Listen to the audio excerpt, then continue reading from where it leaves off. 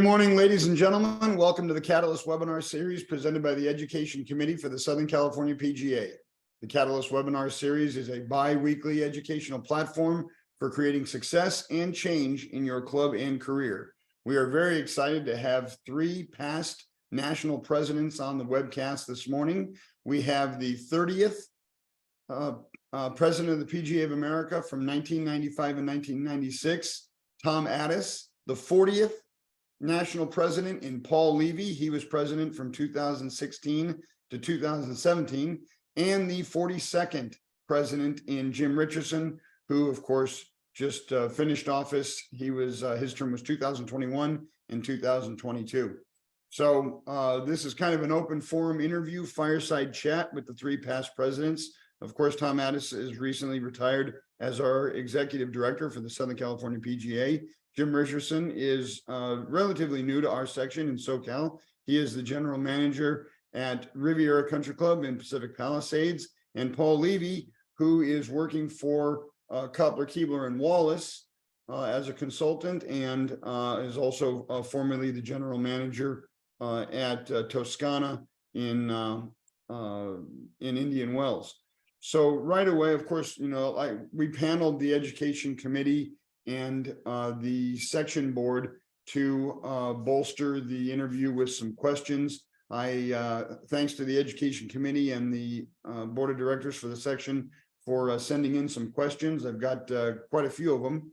I would like to start with Nikki Gatch's questions. She's got one for each of you as we wait for Paul. Oh, there's Paul. Paul is on. And probably promote to panelist. Okay, so Paul's coming in.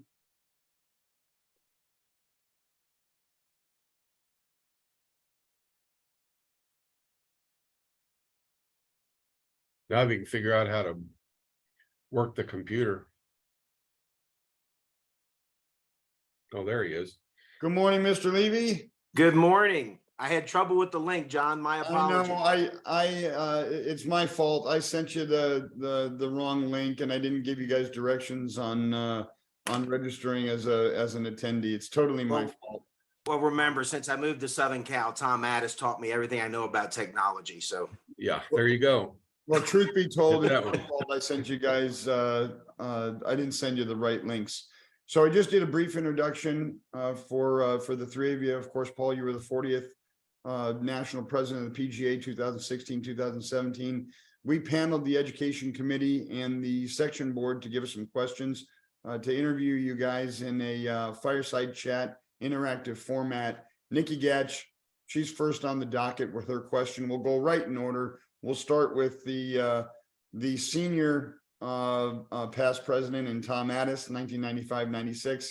Nikki Gatch asked the question, what was your biggest challenge during your term as national president? Challenges when you sit in the, and thank you, John, and thanks to Jim and Paul for being here. This is pretty cool. We've been fortunate in Southern California to have had 5 sitting presidents, which is the most of any section in the country. There's sections that may have more presidents. They may have been in that section at one time, but weren't president when they were in that section. So we're very proud of the 5 presidents, and in particular, Paul and Jim being here this morning. Challenges, I'll be brief because I can take a while on this. I don't know if we had any particular challenges. We one of the biggest, a couple of the biggest, and I'll be brief. When I first sat in office, and not necessarily as president, one of the biggest challenges we had was sites for our major championships. We had been known for having minimal sites at best to a certain point, and we made the strategic decision going forward that we would work with the other organizations, i.e. the USGA, for example, so we didn't cross too much, and it was very important that we started holding our championship, just like this year at Oak Hill in Rochester, New York, that golf courses like Oak Hill, Baltusrol, Oakmont, and those become regular sites on the for the PGA Championship. So that took a few years to get going, and thanks to Kerry Haig and the rest of the boards and the officers, that's worked to a T over the years. So we're very proud of that. What was the reason why, as you were working through the chairs, so that would have been, you were president in 95 and 96, so this would have been, 92, 93, 94. Correct. Yes. What was the golf climate like, and why was it such a challenge finding host sites? I don't know if it was a challenge finding the host sites. It was just that we got caught up at times in politics and community politics as well, and took what was available, and we started planning and started working with the various municipalities as well as individuals in those areas, and identified some of the sites, whether it be Bellerive, whether it be Oak Hills, I mentioned, and those kinds of golf courses that were known for major championships, and started a real campaign to do so. So did that play into actually what was the major championship that was at Riviera in 95? That was a PGA Championship, and that Okay. was one of the sites. Yes, and it really also started with the Ryder Cup in '91 at Kiowa, and the real that became in my opinion, I'm going to give my opinion, not sure that of many, a real television event. That's where I believe that golf became a TV sport once again. It was kind of fading back then. The two of you are too young to kind of remember this, or the three of you, but it was fading back then. Television coverage seemed to be fading. And with the Ryder Cup in '91 at Kiowa and the exciting, they called it the War by the Shore, and Bernard Longer missing that putt on the 18th green for the U.S. to win the matches. That was one of the most exciting events ever. And I think that kind of turned the table, and golf became a spectator, armchair sport, if you will. People started watching on television, and that helped turn the tide in the acceptance of the PGA of America and the PGA Championship, and making it a little bit easier to obtain sites at that time. And Paul, the 40th president of the PGA of America, 2016, 2017, what was your biggest challenge during your term? I would say the biggest challenge was, and Jim was part of this, as we were analyzing what to do with our home office. I was elected in 12, and I remember early on my first 2 years, I wasn't aware that, I guess, we had been leasing the 300 building. Tom, I know, spent a lot of time down there, just like Jim and I, and we owned the 100 building, and we started talking about our home site because we were spending over $1 million a year on the lease for this second building. And that parlayed into hiring all the expertise, outside agencies to help us analyze, are there any cities out there that might be interested in having the PGA? It started when we were looking at our contracts for the buildings. And at the same time, Mark Harrison came knocking on our door about a possible deal in Frisco for a little neighborhood golf course that turned into PGA Frisco. So the whole time we spent on that, the 3 or 4 years, the several board meetings, when we started, and I think Tom and Jim and I have talked about this, the PGA has always had a lot of centricity in South Florida. Everything's in South Florida. We hosted the senior PNC in 2008 at Toscana. That's the first time it was ever hosted not in the state of Florida. So, and to get any presence west has always been challenging for leaders in the West. So that whole time that we did that was very interesting and coming to fruition to what is Frisco today. And I would encourage any of the members of the Southern Cal section to get to Frisco if you haven't had a chance to see headquarters, because it's really, really a special place. So you said they came to you with a concept for a neighborhood golf course. It was just going to be a PGA property, and no building, no home site, no education? Yeah, originally it was going to be kind of maybe a neighborhood 9-hole golf course for kids, kind of not a first tee, but something along that line.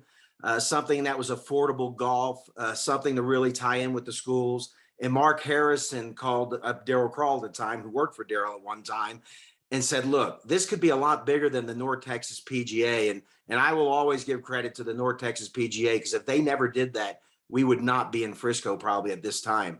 So that led to, hey, this could be bigger, led to, 2 golf courses. It led to the Omni Hotel, but it was an organic discussion over, Jim, I'm going to say that was a good 3-year discussion. Would you reckon?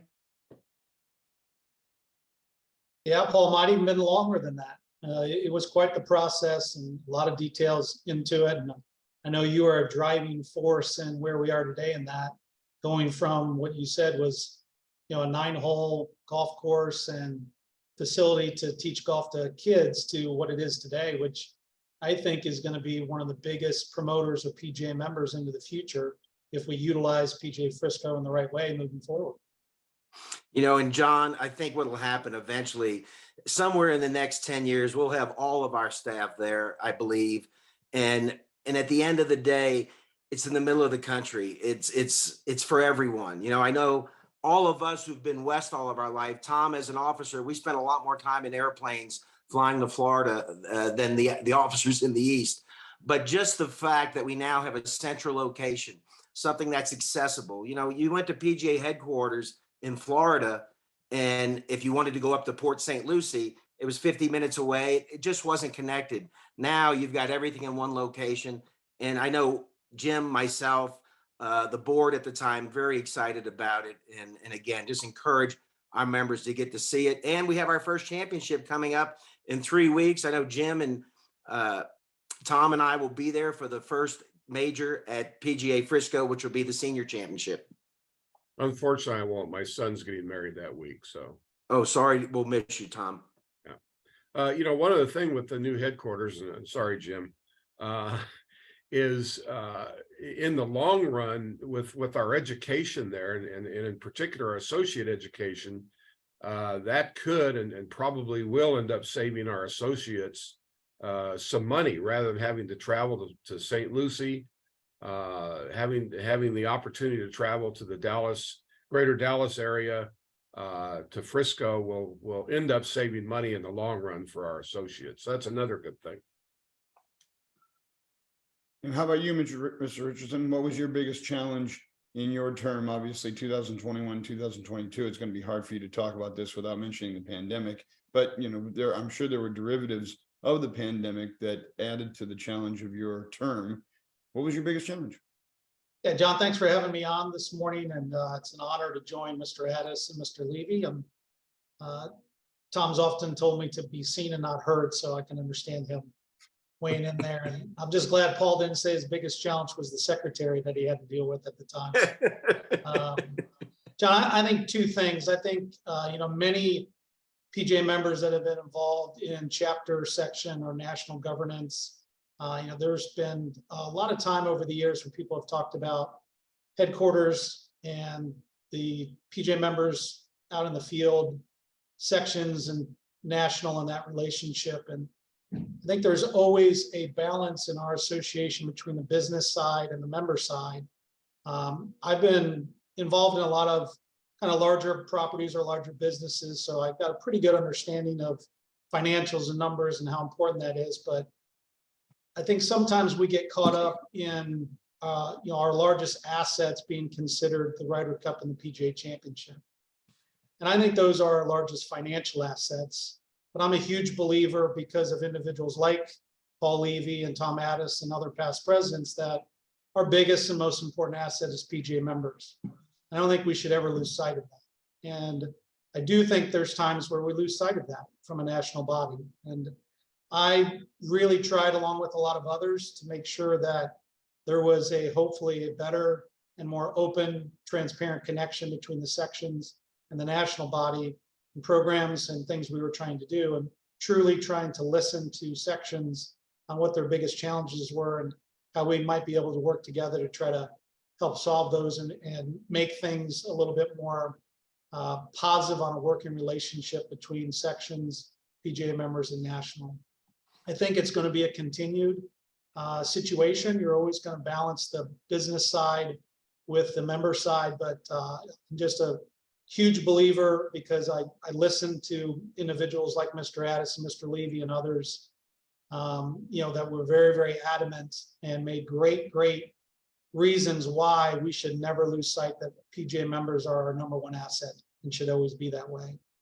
I'd say the other challenge was COVID, as you mentioned, dealing with it. Started really in 2020 when I was in the vice president role, but we dealt with it a lot, and we're still dealing with some ramifications and after effects. But things like how do we help different states and sections remain open as the local and statewide laws were different, and was very, it was moving in real time, day to day.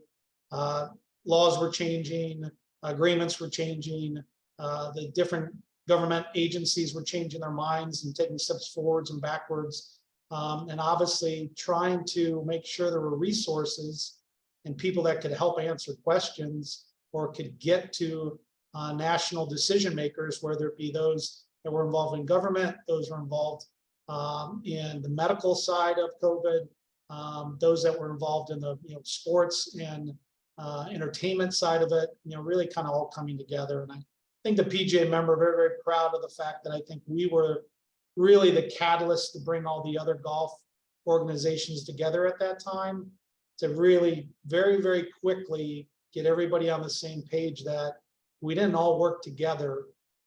It was going to be very challenging to get through COVID and make sure that golf continued to thrive and didn't kind of die out because of a lot of the political decisions that were being made. So I'm very, very proud of a lot of people that were involved in it. It's a huge challenge for the industry, for our association, our members. But that whole process was really led by PGA members being on the front line, coming up with great ideas, working like crazy to make sure that their businesses and their operations stayed open. But I think that was the biggest challenge that many of us faced during the last couple of years. What initiative during your term are you most proud of? Well, Back to Golf was the big, playbook at that time for the industry to keep golf courses open and phased into opening up more and more until they got back to normal. So I'd say that was, a big part of keeping golf open during that time frame. And then to Paul's degree, I was just very, very proud to be involved in the move to Frisco. That started way before my time, but I was involved in that process along the way as an officer. Very proud to have happened to be the president at the time when we did the ribbon cutting and the official opening of that building. If you were there, if you were one of the ones there, I think the thing that really was a big impression upon me was when we opened that building in Dallas, you saw the business community from Dallas that was there involved. I mean, some of the biggest names of the biggest companies throughout Dallas were there. In the sports and entertainment world, Hall of Fame football players, Hall of Fame LPGA and PGA Tour players. You saw political figures that were there. When you talk to some of those individuals, some of the politicians didn't know anything about golf or the game. They didn't know, how to grip a golf club. You had some people from the sports world that knew very, very little about golf. But to a person, they all talked about how influential they thought it was that the PGA of America was coming to Dallas. What that was going to do, not only for the local community, for the state, but they talked about what it would do for the game of golf. Not even knowing really the game, but knowing the impact that an association like ours could have on the youth in that area, on people from all kinds of different backgrounds in that area, from the business world in that area, and what golf can bring to the table in all those different facets. It was really made an impression upon me about how people knew about the PGA of America and what we did for junior golf, for growing the game, what we did for local communities with charity work, all the different aspects of what the PGA did. They knew about that, even though they didn't really know about the game of golf. Made a huge impression upon me that I think it was a great, great risk at the time and a phenomenal decision to move our headquarters to Frisco, Texas. So when you talk about, and it's becoming a well-known fact of how well our presence in Frisco has been received, and this is a question also for Paul, was there any foresight or knowledge ahead of time that we would be so well received in that community? And did that play a role into us moving there versus others? Yeah, very much so, John. You know, first of all, I spent 20 years in Texas, and one of the things you find in Texas, they really rally around the leaders rally around what's going on, and we had a very strong feeling going in. Of course, at that time, we had our COO who had been the executive director there for 20 years, had a lot of strong relationships. A lot of the relationships we were developing over the 3 or 4 years of trying to get the deal done, we felt we would have a huge welcoming in the community, and we'd have our own identity. You know, many of us, when you're flying somewhere and they say, "What do you do?" and you say you're a PGA golf professional, and the subject of being an officer might come up. Well, they say, "Oh, are you in Ponte Vedra? Oh, you're at tour headquarters. Oh, no, that's where the LPGA is." You know, down at Palm Beach Gardens, there's a lot going on in South Florida, where we kind of felt like going to Frisco we would be kind of have our own identity for the first time. And I think we're seeing some of that. But also, you're talking about a city, Frisco, a suburb of Dallas, which they called the $5 billion mile. At the time, 22 Fortune 500 companies have moved there. They almost now have every major sport in Frisco. You've got the Star where the Cowboys are. So yeah, we really thought it was going to be a home run, not just because of the intricacies of having education there and championship golf courses and a partner in Omni, and being able to get every PGA member now to one location where you do education and you can actually walk through headquarters, but to have one of the 7 largest cities in America, and to have their whole financial, their whole economic system, the people who love sports behind the PGA coming there was pretty exciting. So Paul, during your term, what initiatives are you most proud of? I would say two things. The growth we had in PGA career services, and actually finally getting PGA exec search off the ground. The employment initiatives, you know, we've saw wages rise for the largest increase in many years. And then also, of course, the Frisco initiative, John, is something I'll always have dear to my heart, and just glad that we were able to get our board of directors and get our leadership around that and get that to fruition. But I'd say the combination of the employment initiatives and getting exec search going. When I ran for office in 2010, the first time, we had, I think, 6 employees in career services in employment for the PGA. Today, we have about 27. Fantastic. And TA, during your term, what initiatives are you most proud of?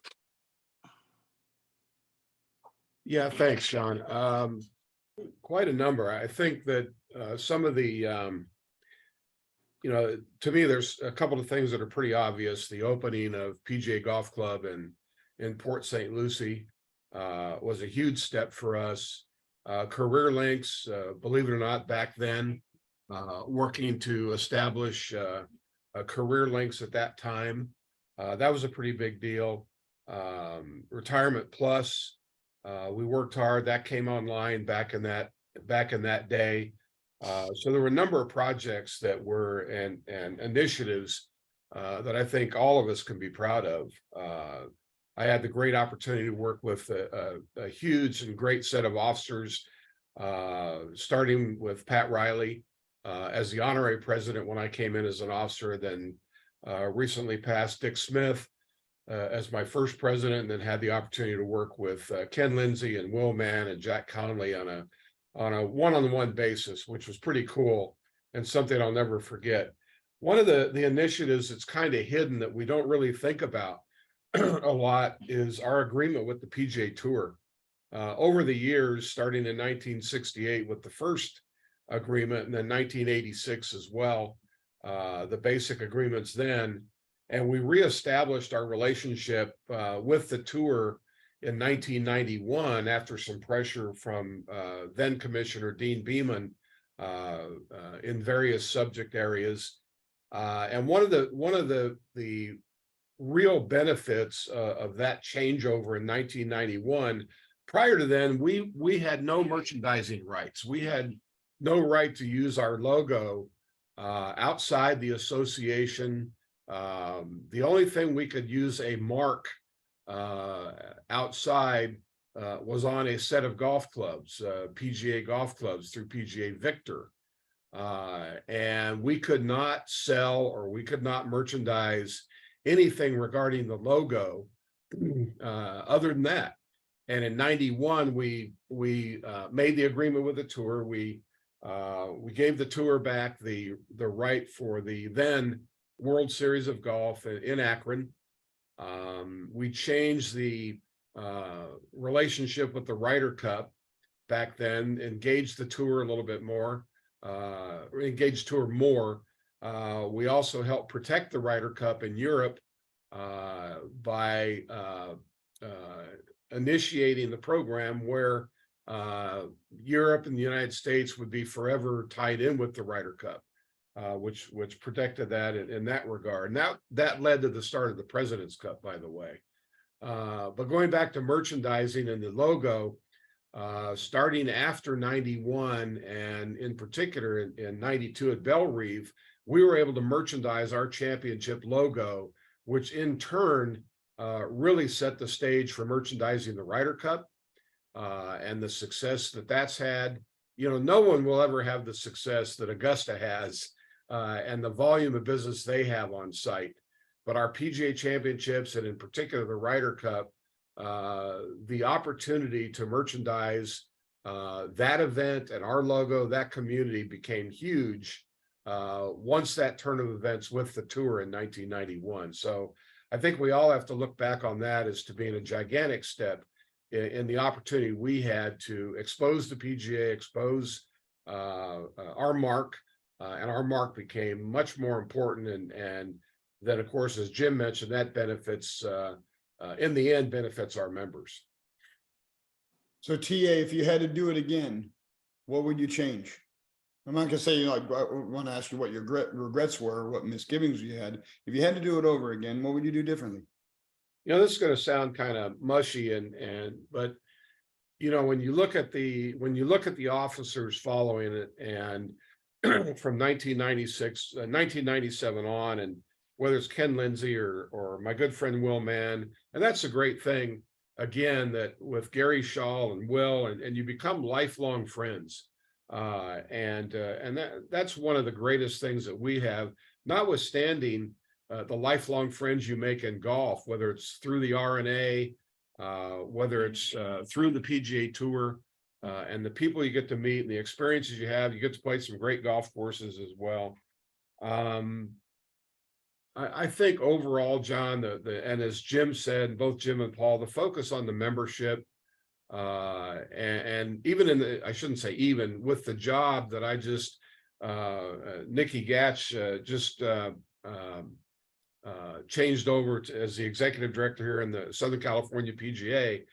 The member is the most important thing, if you will, to an officer, to an executive director. And that's something I think, as Jim mentioned, the focus became really, really important with our membership, and thus the Career Links program, thus the Retirement Plus program, the change in our education program to make our PGA professional, our associates better. Went through the start of GPTP and then the Professional Golf Management Training Program as we know it now. And those changes, those steps forward in the low 90s up into the late 90s and today, huge impact on what we do. Now leading to what we have in education and the three different stages of education that are available. So I think there's so many different things that have made an impact and will continue to make an impact in the PGA and for the PGA member. Our championships being so important, and the television contracts being so important. So we have funding to do these kinds of things. And I think that's something that we can all be proud of, that we have the opportunity through these programs. Well, you mentioned the old GPTP program. I'm actually a product of that GPTP program. And that must have been a huge undertaking, having been under the Business School 1 and Business School 2 model for a really long time, to kind of shake it up and roll out the GPTP as it originally was, which basically is very similar to how it is now in the 3 levels. What was that like? Well, some of our members and others who are on listening to this today might recall the old business school program that you mentioned, that you'd go to school for a week, take a test at the end, which I love those. I enjoy those. I taught in those for 17 years. And into the transfer to the GPTP, what happened is Joe O'Brien, who was director of education, and Jan Gilpin, who was the manager of education, we knew we needed to do something differently to be a little more consistent. And because we were using different speaker pods around the country, and the golf car presenter in St. Louis might not be the same as the golf car presenter in California. I'm just kind of giving a little bit of an example of that. And we said we need to be a little bit more consistent, so we're developing a consistent training program and leadership program throughout the education system. So we spent a few years and looked and hired Stanford Research, and they helped us develop the GPTP, which was unveiled, I believe it was 92 or 93. I think it was 93. And we had basically 2 classes before we went to PGM. And that was for consistency purposes of presentation, that everybody was learning the same and the same levels and the same steps going forward, which in the end, everyone felt would be beneficial when you graduate as a PGA member and bring that consistency into your career. Fantastic. Brings back memories for sure. Paul, what were your, if you had it to do over again, what would you do differently? You know, I don't know if it's so much what I would do differently. I look at kind of the things that we have done in employment, and I think sometimes the challenge in our association, we're a lot like a country club. You know, what I do today with doing executive search, we do a board retreat. We bring club benchmarking in as a partner in a lot of these meetings, and it's all about educating people. It's about getting everyone on the same page. And I don't know, I might have tried to lay a little firmer groundwork on some of the things that I did. My personality is a strong personality. I know Jim Richardson finds that hard to believe. And so I can be a very passionate person in the boardroom. And I think at times, you know, you're trying to make sure everyone has a chance to speak. But as we move forward, I just look at the consistency of what we do over time. And that's one of the challenges for our association. You know, I mean, Jim and I were always very aligned. Our focus was about the member, education's about the member, employment's about the member. And I just think at times maybe trying to lay a little more groundwork so things can really have a longer lasting time frame, that we could make sure that we ensure things maybe don't change so quickly. And I think, please understand when I say this, it's human nature. You know, when you become an officer, you're president for 2 years. You know, I remember an officer ahead of me said, you know, you need to be thinking about what you want to accomplish. We tried to really institute, Derek and I, and Tom, I know this goes back to your time, and Tom was a great, how should I say, mentor for me. I'd call Tom many times and ask him his thoughts on something. But, you know, we tried to always tie things back to the strategic plan to make sure it wasn't Derek's agenda. It wasn't Paul's agenda. It wasn't Jim Richardson's agenda. And I think at times that gets skewed, and it's difficult, you know, because if we stay on the agenda of the PGA, if it's about the strategic plan, it gets back always. And Jim and I talked about this a lot, as I know I have with Tom, just in one-off conversations. If it doesn't grow the game and enhance opportunities for our member, then why the heck are we doing it? Fantastic. Mr. Richardson, if you had it to do over again, what would you do differently? Yeah, John, I think you try to do the best job you can when you're in it. It's always tough to say what you would have done differently at the time, because you're trying to make, you know, real-time decisions on the information that you have.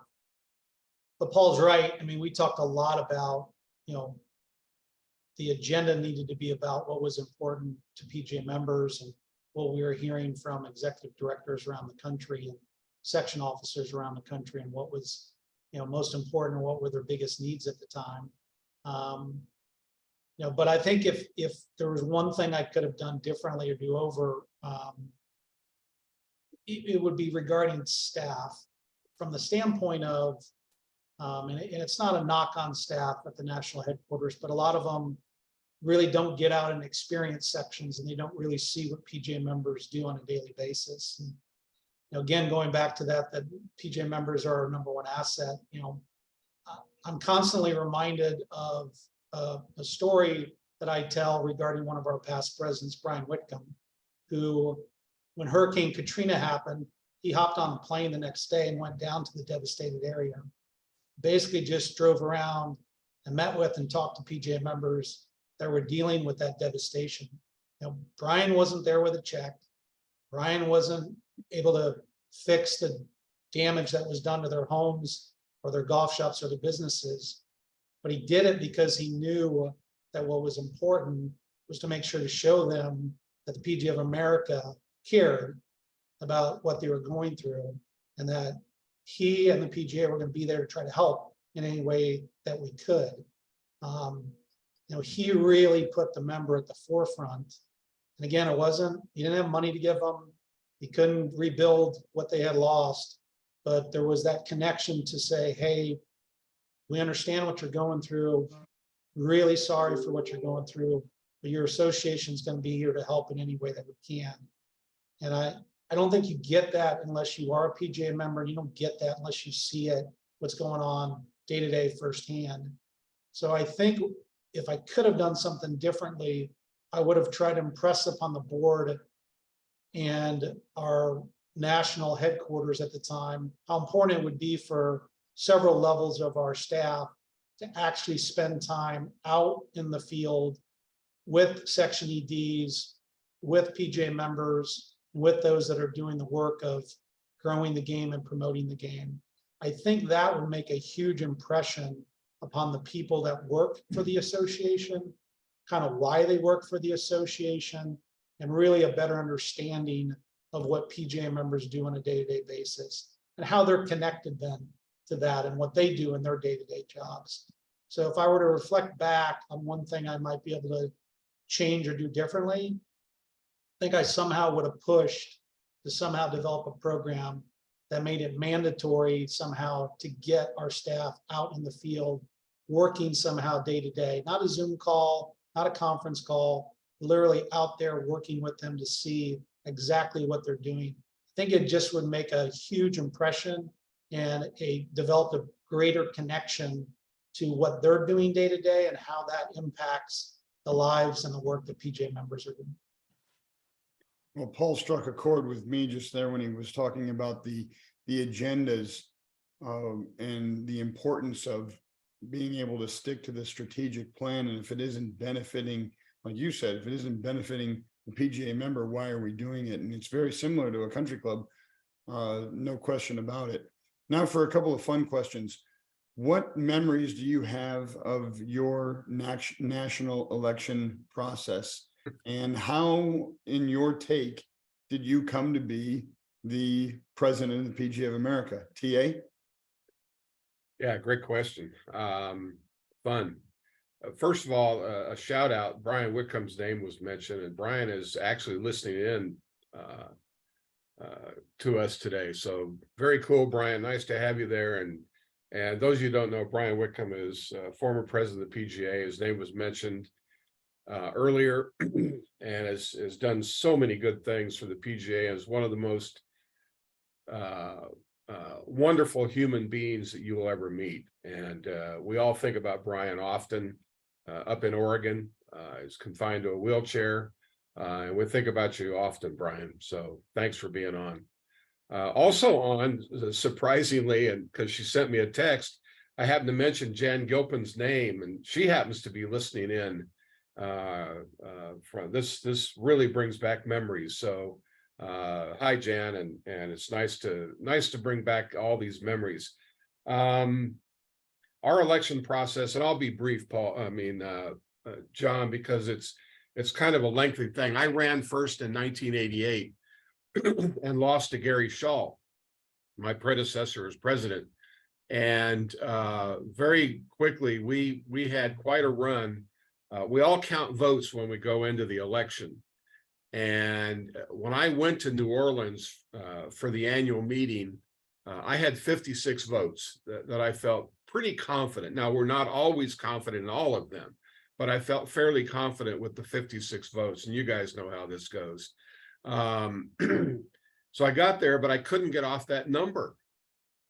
Talking with people, and yeah, we're, and at the same time, we started out with 4 candidates, and 2 of the candidates withdrew, and both very good friends, as you end up, Tom Gorman and Guy Wimberly, as a matter of fact. And we get on the election floor, and we knew that it was going to be tight. So the first ballot tied 56-56. I never got off my number of 56 at that time. And everybody kind of, there was a little bit of a bustle, took a few minute break, took another ballot, 56-56. And the guys behind me, the delegates behind me, they had changed their vote. And so they told me that, and it still came out as a tie. And it turned out there was a number of votes that had been changed throughout, and to still come out as a tie on the second ballot, it's pretty amazing. Took the third ballot, 56-56. So it tied again.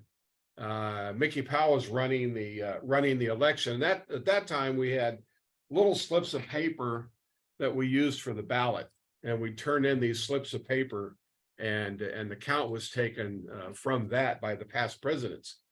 Anyway, we take a 15-minute break. Gary Shaw, and I don't know if Will Mann's on. I don't think he is. He was supposed to be on. They took down all the signs, all the Addis signs, got rid of the signs, and Gary put brochures at each place setting. We think that kind of turned the deal. So we go, and the fourth ballot ended up being 58-54 for Gary Shaw, which turned out to be one of the greatest things ever, because Gary was one of our most wonderful presidents, probably one of the best orators that we've ever had in office, and a great friend. And then I was elected in 1990 in Lakita, which turned out to be pretty cool, in our home section, my home section, at Lakita in 1990, and ran against Ken Lindsay. Then Ken was elected the next year. So pretty exciting and pretty wonderful, and something you'll never forget. When you run for office, it's the most difficult thing that you'll ever do, and it's quite exciting and quite. I never want to do it again, I don't think, but it was a pretty cool thing. Well, it sounds like there's a testament to perseverance too, because you run, you don't make it, you run the next year, you get it, and so on and so forth. It happened 3 times in that story right there. How about you, Paul? What was your most memorable experience on the campaign trail and the whole election process for you in general? Yeah, I would say it was the campaign trail itself. I ran against Derek in 2010 and finished second. We had 6 candidates. And then when I ran in 2012, we had 7. And it, very interesting. But I would say the most memorable part was the relationships you make with the people you ran against.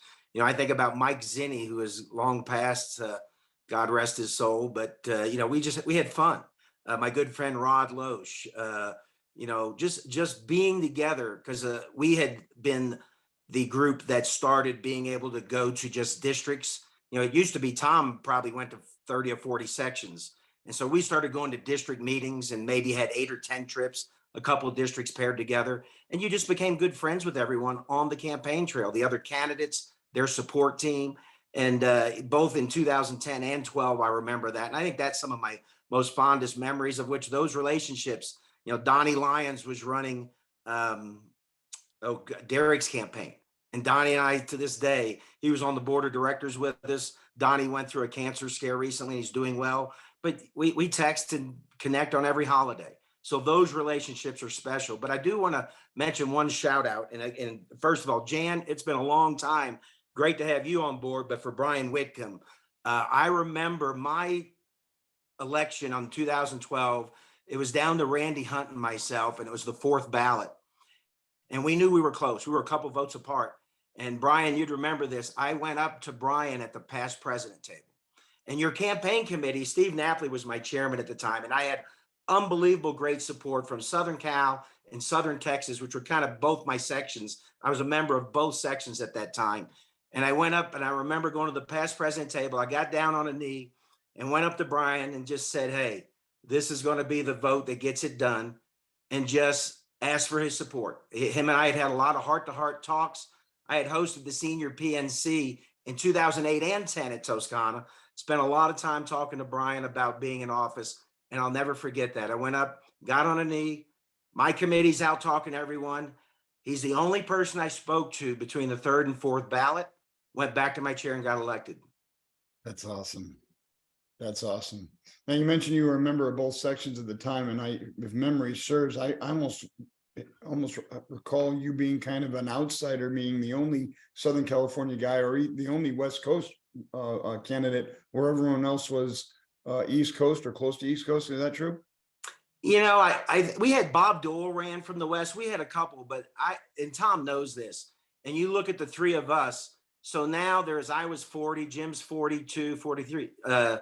Lindert's the 44th president. I think, Tom, still to this day, west of the Mississippi, there's been 6 of us, I think, or 7. So, and the reason is, John, the PGA is like the USA, but remember, we're a Senate-based system. So you've got 2/3 of the landmass west of the Mississippi, but you've got 2/3 of PGA votes basically in the Northeast and East Coast. So it's hard to get elected. I mean, you look at New England section, you look at Northeastern New York, Central New York, Western New York. The state of New York itself has 8 votes. So when you run from the West, that's one of the challenges you learn. There's 27 sections east of the Mississippi River. There's 14 sections west of the Mississippi River. That's compelling. That's compelling. How about you, Jim? What was your most memorable experience on the trail? Yeah, mine was an interesting little journey, John. I didn't really have a goal or set out to be involved in national governance. I happened to be in Wisconsin at the time, was involved in the section there. I was very fortunate to work for Herb Kohler, Whistling Straits and Blackwell Front. And we had a relationship as a facility with the PGA, hosting PGA championships and a future Ryder Cup. And at the time when the district director position came open for Wisconsin, I was not going to be running or involved, but had a couple of very influential PGA members in the section that I had a lot of respect for. A couple of past presidents of that section kind of, tap me on the shoulder and say, hey, have you ever thought about getting involved as a district director and maybe doing that role? And I had a lot going on from a work standpoint, a family standpoint, and it really hadn't crossed my mind. And through a couple of those conversations and a lot of respect for those individuals, I decided to run for that position and served in that role for a while. And then that term was coming done, and I had no interest or no plans of running for national office. But again, we had a lot going on at work and a lot going on in the family with a new daughter. But I had some past presidents that I highly respect, individuals like Mr. Levy and Mr. Addis and Mr. Whitcomb and Roger Warren, that kind of tapped me on the shoulder and said, hey, have you ever thought about running for national office? We think you might have something to offer. Until that time and those conversations, I hadn't actually even contemplated being involved in that way. And then there was conversations obviously with family and with the owners that I worked for at that time, and decided to run. So then, I mean, the really special thing about the time that I ran for secretary, national secretary, was the fact that our annual meeting was our centennial, and it was held in New York, where the association was founded. So there was really special significance, I think, for a lot of people that were in attendance that year. So whether I would have been successful in that campaign or not, there was a lot of special things around that year because it was our centennial. It was in New York. We held our annual meeting literally about a mile from where the PGA of America was founded and where it all started. So we had a smaller group of candidates. There was only 3. So I didn't have to go through quite the ordeal on the election day that Mr. Addis and Mr. Levy did. Yeah, a lot of special memories because of that. And having my family there and my wife, Christy, and a lot of friends there, PGA friends. And the other thing I think is the same that Mr. Addis and Mr. Levy mentioned. The campaign team that helped me throughout that process. You know, Bill Holbert here from Southern Cal section, Casey Brozick, who was in Illinois, who's now in South Florida. You know, I think Ron Osborne from Michigan section, Joe Sursinovich, who's in the Southwest section, Arizona, and then, you know, Mike O'Reilly and Josue Reyes and Joe Stather and others from the Wisconsin section. You do create a special bond going through that whole process. And you know, those are friends that I had at the time, but they're lifelong friends, and they will be moving forward. And as Paul said, the people that you meet, I think, along the campaign trail, PGA members that you may not have known, you know, that you become friends with. And my personality kind of, I really end up getting connections with people that, quite frankly, we have a tendency to start out disagreeing on things.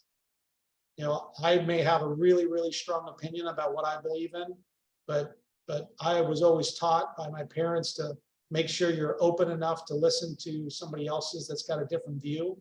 So, you know, I think about individuals like Dan Pasternak from New Jersey, who ended up running later. He and I probably had some of the most heated discussions when we first met one another about what the PGA should be doing and shouldn't be doing and what the focus should be on. I think about, you know, individuals like that, you know, that we had those types of connections that you really kind of get into these very heated discussions, very passionate discussions about, you know, what your views are on the PGA. But from those discussions, I think you really get an understanding of people, where they're coming from, what their interest is, what they think is important for their section and their area of the country. And you get a lot of respect out of that. And you form a lot of respect for their knowledge level, their passion for what they do, their passion for what they think the PGA should be. And in those conversations, at least you come to that realization that these are people that have others in mind and their best interests. They're not self-serving in trying to get across points of what they think is going to help and benefit them the most. They're really trying to portray what they think is going to be in the best interest of a wide range of PGA members, or PGA members that may not be in as good a situations as they are, that need a little bit more assistance or need more help or need more resources to be able to take the next couple steps in their career. I think you really form a great understanding and great reasoning of why our association is so strong and why we have so many great, passionate individuals. You know, it's a service kind of industry. It's a service business. It's all about giving back and hospitality and serving others. I think when you run for national office in particular, because you come in contact with so many different leaders across the country, I think that really comes out, that passion and that willingness to serve, and the reasons why a lot of people are so passionate about being PGA members, because it's about trying to help others and trying to help others get involved in, and all the positive things that they can get through the game of golf. Thank you, Jim. You kind of touched on our final question. We are just about out of time here. What is your what is your biggest piece of advice that you could give today's associate professional? Well, I think it's a great time to become a PGA member and get involved in our association. I mean, you just look purely at the numbers. You know, we have about 30% of our members within the next 10 to 15 years are going to be getting to retirement age. Not all of them are going to retire in 10, 12, 15 years, but a lot of them are going to be taking steps back or going to semi-retirement, working less, or moving into positions of emeritus status, or maybe they're going to just be teaching full time. It's going to open up a lot of opportunities, I think, for the next generation to step into those roles as head professionals, director of golf, and general managers. So I think it's a great time to get into the industry and the association right now. I think the other is there's still challenges, right? Our pay scale and what people are paid for what they do, and work-life balance, and a lot of things that we've tried to work on the last few years. But I think it's you need to make sure, as a young associate or a new associate, find somebody that's a really great mentor or many mentors that can really help you. 2, find whatever your passion is in the industry, whether it's teaching, whether it's tournament operations, whether it's executive management, you know, whatever the area that you end up being really passionate, and then learn all you can about that area to continue to grow, you know, your base and grow your knowledge and grow your career. But also be open to other opportunities and don't ever close yourself off.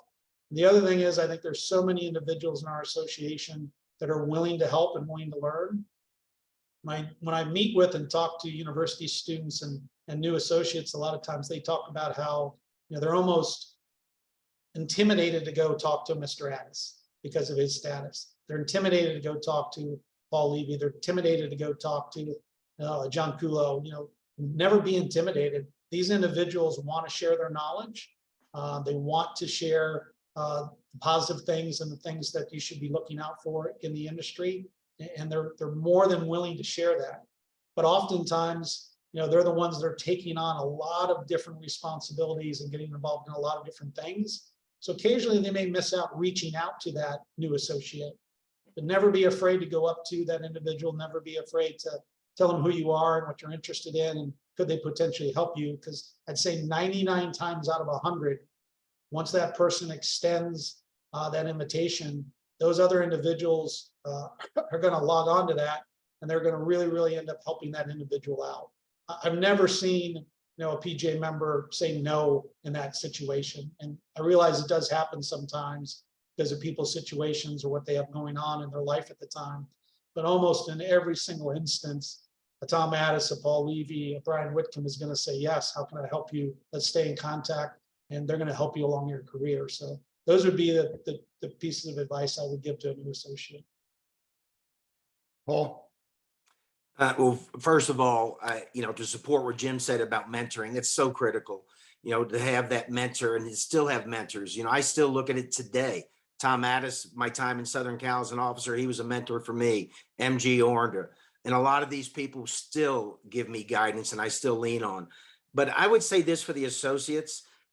First of all, we went to the 3 career path concept a couple years ago to say we've got 3 basic paths. We've got teaching and coaching, traditional golf professional, golf operations, and executive management.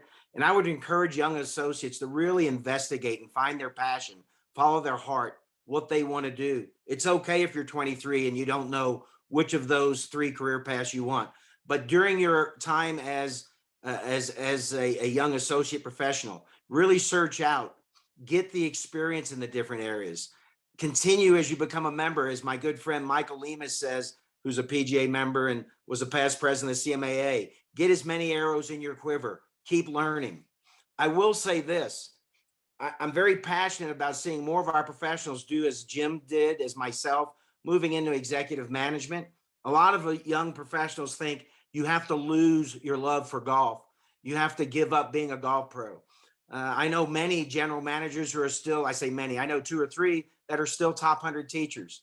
You control whether you lose your love for the game of golf. I'm 62 and I still play 40 or 50 rounds a year. I love the game. And the last thing I would say to these young professionals, as your career goes, do not lose your love for the game of golf. It's the only reason you became a golf professional. You love the game, you love the people in the game, and keep doing what you're doing. Thank you, Paul. Tom? Yeah, this has been great listening to. This is very enjoyable, John. Thanks. Thank you. Yeah, I think the same. Paul mentioned, we all love the game, and we do. I don't play anymore, but I still love the game and still enjoy watching the game and talking about it and the beauty of it, whether it's the beauty of the golf swing or what we do on the golf course or the surroundings. And remember too that we also love life, and that's really important. Is take advantage of your life. Take advantage of what's out there for you. I can't express that enough. I've been lucky to have a great family with Susan and my 2 sons who are both in golf, and surrounded by that. But take advantage of what's available to you. And that's whether you're an associate or whether you're a PGA professional, whatever you're doing in the business, because it's a great business. It's a great sport, whether you're working or not. Yeah, we're all becoming of retirement age, but mentoring is important. But again, take advantage of your situation and take advantage of this great business and this great game. It's there for you to enjoy. It's there for you your students and your customers to enjoy. And I don't think we take advantage of it enough. And show that love that you have for the game of golf and talk about it. You as golf professionals, I've said this for 50 years, you're a celebrity. You're in a pedestal in your village. Take advantage of that and throw that influence out there that you have. I don't think we do that enough. And sure, we have social media, and you can see certain individuals on social media with major successes, and any type of media, but it's still personal. You still have to get out there and talk with people. So love what we do, love the game, love your life, and take advantage of all that. Thank you, TA. Well, on behalf of the Education Committee for the Southern California PGA, we want to thank the past presidents for the panel this morning.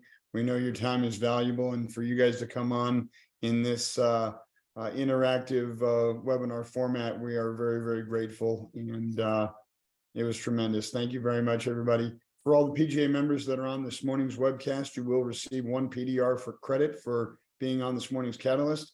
Thank you very much for your support for the online educational platform. And again, Jim, Paul, Tom, thank you so much for your time this morning. Have a great day, everybody. Take care. Thanks, John. Thank you all. Thanks, Jim. Thanks, John. Thanks, Paul. Thank you.